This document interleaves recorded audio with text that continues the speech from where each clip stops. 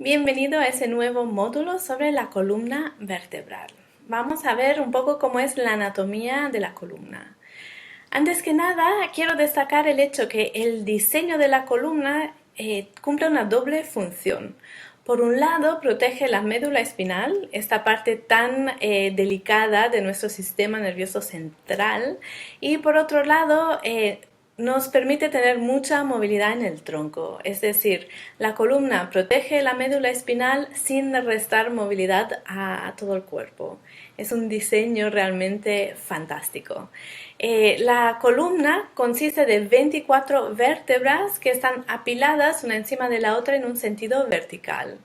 Y en anatomía quiero destacar que las vértebras siempre se cuentan de arriba abajo. Entonces, la columna se divide en 4 partes, ¿vale? La zona cervical, la zona dorsal, la zona lumbar y por último el sacro. Entonces, en la zona cervical tenemos 7 vértebras que se cuentan de arriba abajo y se nomenclan C1, C2, C3, C4, C5, C6 y C7. Bueno, prueba a decirlo rápido. Después en la zona dorsal tenemos 12 vértebras que se cuentan de arriba abajo y se llaman D1, D2, D3, etc. Y la lumbar lo mismo. En la lumbar tenemos 5 vértebras que se llaman L1, L2, L3, L4, L5. El sacro consiste de 5 vértebras fusionadas. Ya es solo un hueso único con esta forma triangular que exploramos en el anterior módulo. Pues esto, en su formación o en el desarrollo embrionario empieza siendo 5 vértebras separadas que se fusionan. Entonces, estas 4 áreas de la columna se caracterizan por 2 tipos de curva. Seguramente te suenan el término cifosis y lordosis. Estos términos se refieren a las curvas normales de la columna. Entonces, en la zona de nuestras vértebras dorsales, la columna forma una cifosis natural, es decir, una curva cuyo lado cóncavo está mirando hacia adelante, ¿vale? Y la lordosis es la curva contraria, es una curva en la que el lado cóncavo mira para atrás.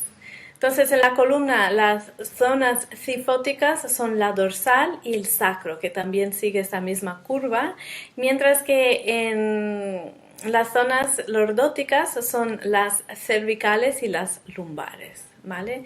Entonces, estas curvas en nuestra columna le confieren un montón de resistencia a la compresión axial. De hecho, biomecanicistas han hecho estudios sobre la columna y resulta que el hecho de tener curvas le da mucha más fuerza, mucha más resistencia que si fuera un palo todo recto. Es decir, si las vértebras estuvieran apiladas rectas como una columna una encima de la otra. Tendría mucho menos resistencia, sería más friable, por lo tanto la columna es mucho más fuerte con las curvas suyas fisiológicas y es algo importante a tener en cuenta, ¿vale? Porque no queremos aplanar la columna, sino queremos siempre respetar sus curvas. Entonces, otra cosa que quiero destacar de las curvas es que a veces se llaman curvas primarias y secundarias, es decir, la curva cifótica, esa curva en C, con forma de C, se llama curvatura primaria porque cuando nacemos y somos bebés, solo tenemos esta curvatura, no tenemos curvas lordóticas aún hasta que empezamos a mamar, ¿vale? Ahí se desarrolla nuestra primera curva lordótica, que sería la cervical, y cuando nos ponemos erguidos de pie, aprendemos a caminar, se desarrolla la curvatura lumbar, ¿ok? Entonces es otra cosa curiosa de la forma de nuestra columna. Entonces la columna actúa como una cáscara de huesos, es decir, es un caparazón hueco por dentro que protege la médula espinal sin quitar movimiento al tronco. Aquí te he puesto una foto de una disección de un cadáver plastinado, conservado con plástico. Entonces aquí, como es una disección, o sea, un corte sagital, podemos ver perfectamente las vértebras y la médula espinal. Aquí podemos ver los cuerpos vertebrales, ¿vale? Y entre cada cuerpo podemos ver cómo hay un disco intervertebral y justo detrás de los cuerpos vertebrales vemos la médula espinal claramente. Y detrás de la médula espinal vemos las apófisis espinosas que forman parte de la parte posterior de la columna. Entonces te quiero mostrar estas partes de una vértebra aquí en mi esqueleto virtual y vamos a mirarlo en una vértebra lumbar simplemente porque así no tenemos las costillas por el medio. Entonces puedes apreciar cómo las vértebras tienen esta parte frontal cilíndrica que se llama cuerpo vertebral, ¿vale? Y entre cuerpo y cuerpo vertebral tenemos los discos intervertebrales que ahora están quitados para darnos más visibilidad, ¿vale? Y si aíslo una vértebra, podemos ver como dentro de la vértebra o detrás del cuerpo vertebral hay un agujero y es por ahí que pasa nuestra médula espinal, ¿vale? Después en la parte posterior de la vértebra tenemos tres pinchos. El que está en el medio se llama apófisis espinosa y los pinchos laterales se llaman apófisis transversas, ¿ok? Entonces el conjunto de todas las vértebras apiladas entre sí dan espacio para que la médula espinal esté protegida, recubierta por este cuerpo vertebral, digamos, y que al mismo tiempo nuestro cuerpo se mantenga súper móvil.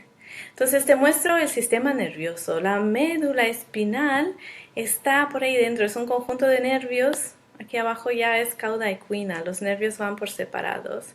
Pero igual puedes percibir cómo pasan por el espacio entre las vértebras, este huequito que crea como un tubo vertical. Y luego lateralmente los nervios salen por espacios que hay entre vértebra y vértebra y se abren en ramas.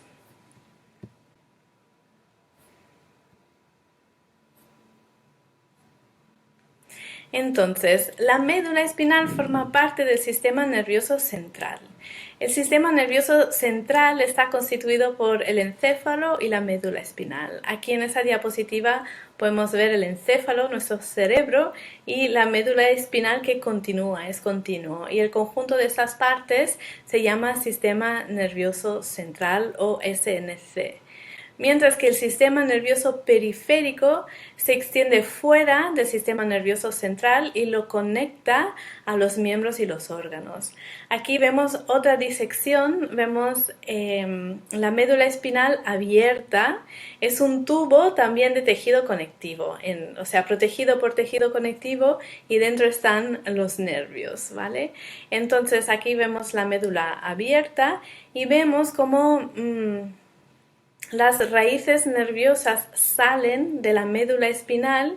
De aquí las raíces nerviosas se abren en muchísimas ramas, como parecido al sistema circulatorio, y se dirigen hacia los miembros y los órganos. Nos dan la capacidad de percibir sensaciones de todo tipo y también envían la señal de mover el cuerpo, es decir, hay ramas que son sensitivas y otras que son motoras y otras que son autónomas. Esta parte del sistema nervioso que funciona por su cuenta. Entonces, el sistema nervioso periférico es el que envía las señales al sistema nervioso central. Y el sistema nervioso central reacciona y mueve cosas, ¿vale? Entonces, sistema nervioso periférico y sistema nervioso central están unidos justo en ese punto, entre la médula y las primeras ramas nerviosas que salen de ahí, pasando por los huequitos entre las vértebras. Entonces, las ramas nerviosas que salen de las vértebras para inervar todo el cuerpo salen de este espacio, ese agujerito que hay entre vértebra y vértebra. Voy a poner los nervios para que lo veas y ya ves que se complica la cosa porque son muchos. Pero salen de aquí, entre vértebra y vértebra. Es un espacio muy reducido y todo está diseñado a la perfección. Entonces, por lo tanto, este diseño permite que haya protección y movimiento al mismo tiempo, que es súper importante. Es realmente un diseño exquisito si lo piensas. Entonces, con el movimiento que hacemos en yoga, mantenemos la integridad de la columna porque queremos proteger el espacio entre vértebra y vértebra. En el momento que ese espacio se pierde, los nervios están a riesgo de ser comprimidos, lo cual causa dolor, problemas de diferente tipo. Entonces, en yoga, una de las razones o de los beneficios al menos de alargar la columna mucho es que mantiene la integridad de la forma de la columna y permite que podamos tener movimiento y mantener nuestra médula y ramas nerviosas intactas. Entonces, en la columna hay tanto articulaciones sinoviales como cartilaginosas.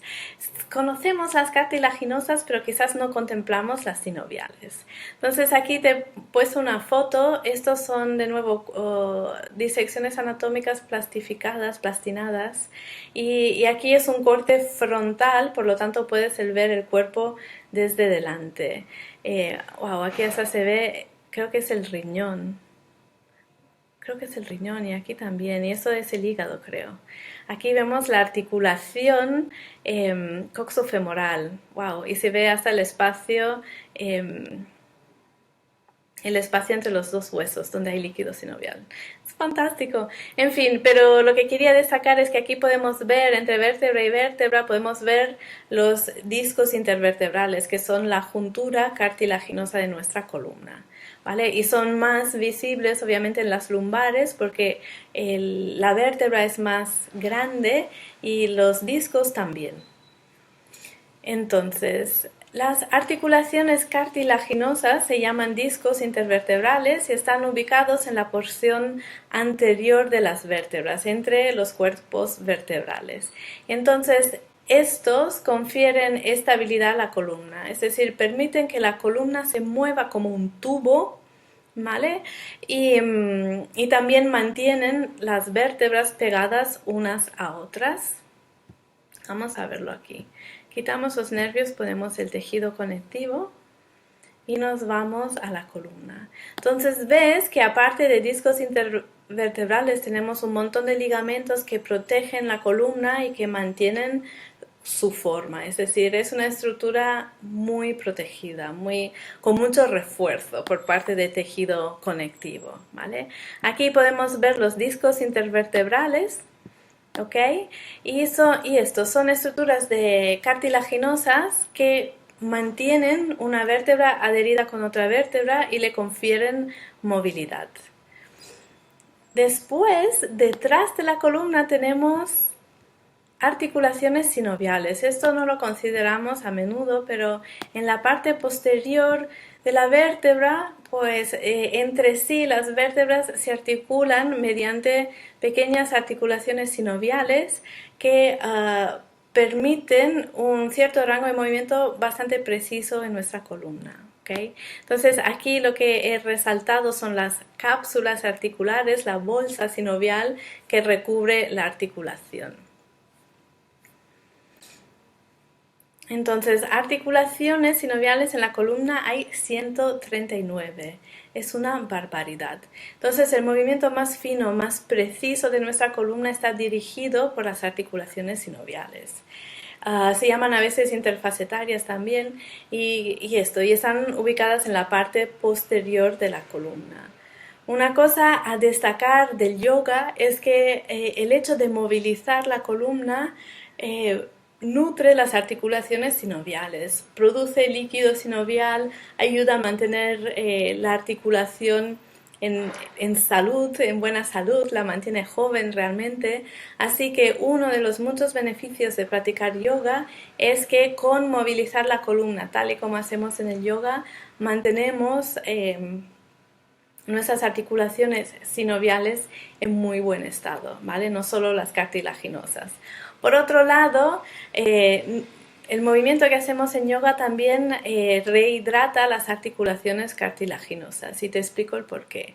Las articulaciones cartilaginosas, los discos intervertebrales, son de cartílago. Entonces el cartílago es tejido conectivo y al tejido conectivo le encanta el agua, es hidrófilo, retiene agua. Pero la columna, como comprime los discos solo por el mismo peso de la gravedad que ejerce una fuerza sobre el cuerpo, más los movimientos que hacemos a lo largo del día, etc. Nuestra columna realmente se va acortando un poquito porque los discos a lo largo del día se deshidratan y esta agua que sale del disco intervertebral viene absorbido en parte por las vértebras. Lo recuperamos durante la noche. Cuando descansamos en horizontal, la columna ya no está bajo esta presión y entonces nuestros discos intervertebrales se rehidratan y vuelven a coger su forma. Pero en yoga también, cuando hacemos hincapié en alargar nuestra columna en sentido vertical, también estamos descomprimiendo nuestros discos intervertebrales y al descomprimirlos les permitimos que vuelvan a ser como una esponja, que puedan volver a rehidratarse, ¿vale? Entonces el yoga beneficia a la columna en estas maneras. Aparte, el hecho de mantener la columna en buen estado nos asegura de que los raíces nerviosas que salen de los laterales de la columna mantienen su espacio, que no van a perder su espacio y ser pinzada por un disco, que lo veremos después, que es lo que provoca una hernia. Vale, entonces te lo dejo aquí. Con esa presentación tenemos unas preguntas de repaso y te invito a que las contestes en la sección de comentarios.